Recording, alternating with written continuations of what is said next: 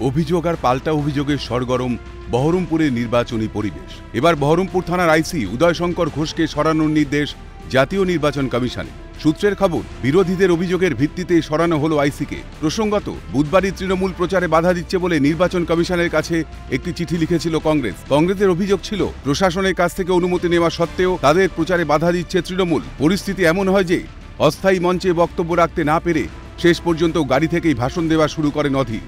বৃহস্পতিবার আইসি উদয়শঙ্কর ঘোষের বিরুদ্ধে রাজনৈতিক পক্ষপাত এবং দলীয় কর্মীদের অকারণে গ্রেপ্তারের অভিযোগে কমিশনকে দ্বিতীয় একটি চিঠি লেখে কংগ্রেস। এরপরই বহরমপুর থানার আইসিকে সরানোর নির্দেশ দেয় নির্বাচন কমিশন। পাশাপাশি নতুন আইসি নিয়োগের জন্য মুখ্য নির্বাচনী আধিকারিককে 3 জনের একটি প্যানেল তৈরিরও নির্দেশ দেয় জাতীয় নির্বাচন কমিশন।